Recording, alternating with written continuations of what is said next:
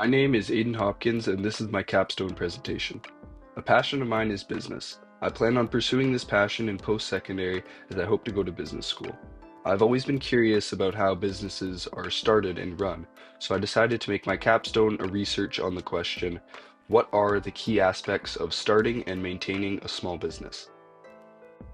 To answer this question, I had to make a plan on how I would gather the information, but first I want to introduce my mentor, Terrence Buie. Terrence is my uncle, and he has first-hand experience when it comes to the world of business. Here's a photo of him back in the day when he was president of Dynamic Mutual Funds in Toronto. Dynamic was sold to Scotiabank in 2011. He was president for 7 years from 1993 to 2000. They went from $300 million to $6 billion in assets under management over that time. The first step I took when I set out to answer this question was that I needed to have a plan, and the first thing I did was I used the internet to come up with as much information as I could. I also wanted to do in-person interviews with business owners because the internet is a great place to find information. However, experience is crucial in the world of business, and who better to get direct information from than people who have done it themselves and own very successful businesses. Lucky for me, I know two people who own businesses here in Richmond, BC. The first business owner I was planning on interviewing was Sally Koltenhoff, the owner of recently opened Sally's Ice Cream right in the heart of Steveston. The second owner I was planning on interviewing was Bruce Ratzlaff. Bruce owns a very successful plumbing company called AB Tech. But before I could even think of setting up interviews, I had some preparation to do. Business owners are often very busy, so if I was going to be taking time out of their schedules, I wanted to make sure I was fully prepared. Since I had no prior experience with journalism or interviewing, I began learning how to conduct a professional and efficient interview. Once I understood the basics, I focused on creating thoughtful, relevant questions that would help me gain meaningful insight from my interviewees. After some research, here is a brief summary of what I learned about interviewing. Know your goal. Understand the purpose of the interview and the story you want to tell. Do your research. Being informed makes your questions more meaningful. Prepare questions. Have a list ready, starting with simple ones to break the ice. Create a comfortable atmosphere. Approach the interview as a friendly conversation, not like a journalist. Let them talk. Avoid questions about yourself and focus on open-ended questions rather than a yes or no question. Now it was time for me to set up my interviews. I first interviewed Sally. Sally owns Sally's Homemade Ice Cream, which she just opened up this November on 2nd Avenue, right in the heart of Steveston. I set up my interview with her on a Saturday before she opened the shop. The interview is too long for me to include everything here, but here are some of the interesting answers I got from my questions. What qualities and skills do you look for when you hire new employees? Like, I imagine you are having to hire employees for the summer. Yeah, actually, just this week I've hired. So the main thing being an ice cream business is I need friendly, outgoing people. Yeah. I need people that are going to welcome them in, that are confident enough to talk to strangers, and so that's the big thing, is the friendliness of it all. And then just people that can pick up quickly and multitask, because right now, like, there's times where it's pretty slow, like in the winter, but it's picking up already, and you have to move. Like, there's lineups, and so people that can do multiple things and keep going, and I know firsthand working over at Aura how busy it can get in the summer. That's right. Like, it's insane. Sometimes there's no one, and then it's just like tons of people. Yeah. I thought it was really interesting to see this perspective of someone who has just started their business and how she needs to hire people with specific skills for an ice cream shop, such as someone who is confident, kind, and able to multitask well. In this next audio recording, I asked Sally a little bit about customer service, as her shop has a perfect 5-star rating even weeks after I did this interview, and I think her answer is very insightful. and then evaluate as we go. So. Okay, so my next one is I did a little bit of research and I noticed that you have a perfect 5-star review on Google after almost 100 reviews. And I know you mentioned earlier when you were talking about employees just how important like customer service is and being friendly. So I was just kind of wondering like what your approach is because it's clearly working. At first, when I thought opening, because by the time I got my business license and health inspection, all that, it was November, and I was like, oh, that's a terrible time to open an ice cream shop. Yeah. But it actually has turned out to be the perfect time to open an ice cream shop.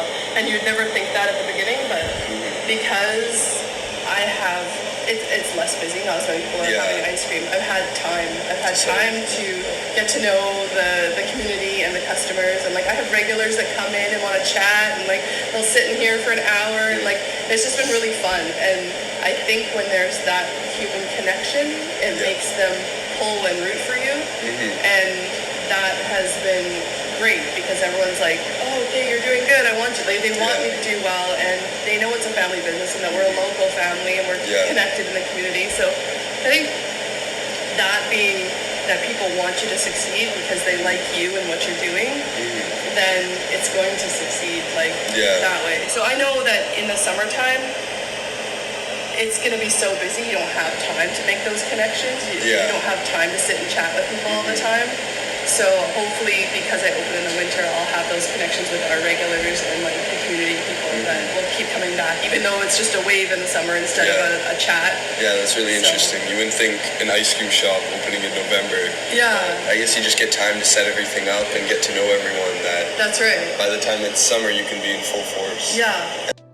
My conversation with Sally was very helpful in my research about starting a business. I think it was very interesting to hear the perspective of someone who has just started their business. In contrast to that, my next interview is with Bruce Ratzlaff, who owns the plumbing company AB Tech. Here are some of the interesting answers that I got. I'm curious too, how'd you decide on the name AB Tech?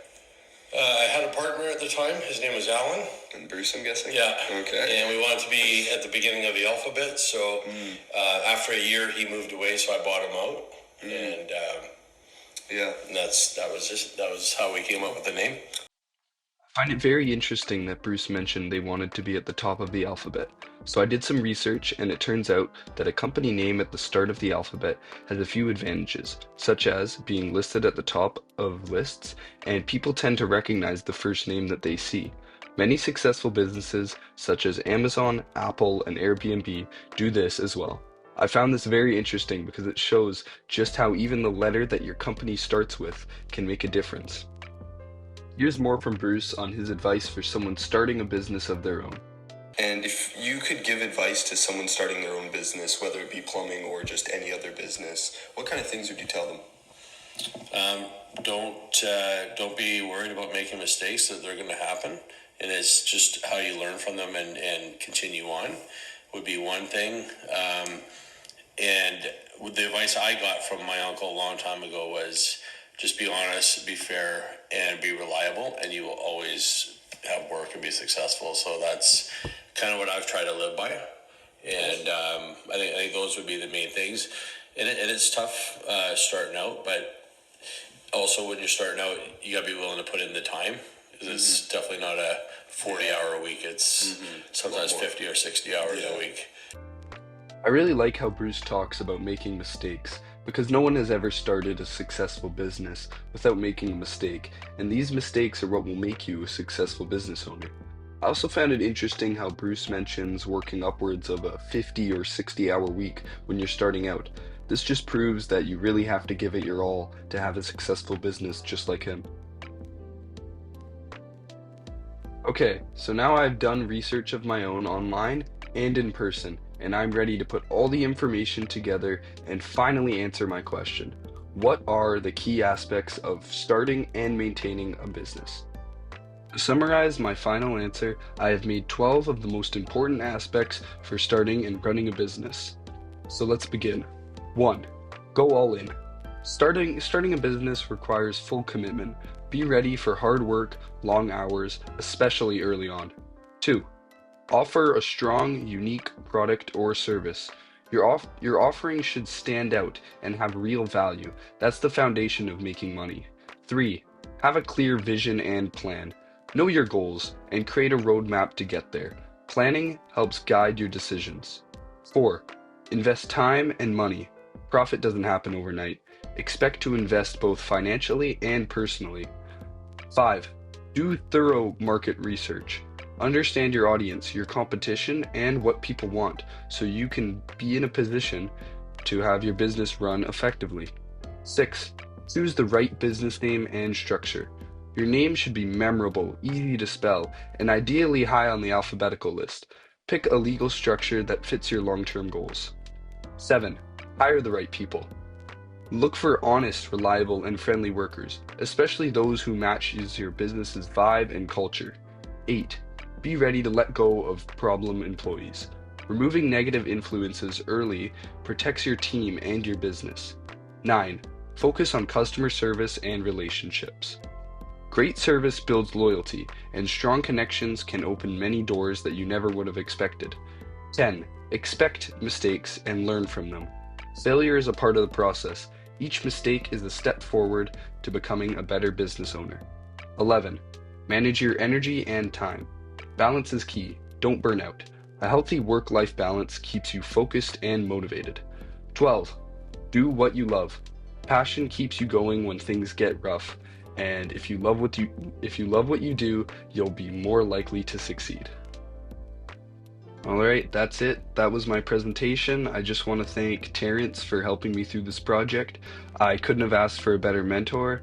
And I also want to thank Bruce and Sally for their time. I learned so much from my interviews with them, and I think that'll help me with my future as I pursue an education in business school.